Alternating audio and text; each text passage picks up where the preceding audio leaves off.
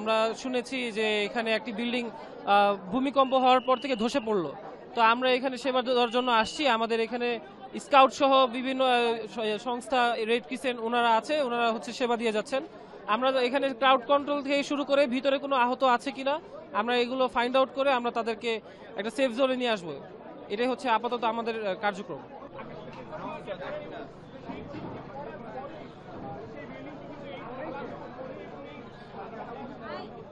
কষাই দোকানের মাংসের দোকানের উপরে সানসেট এর উপরে পড়ছে।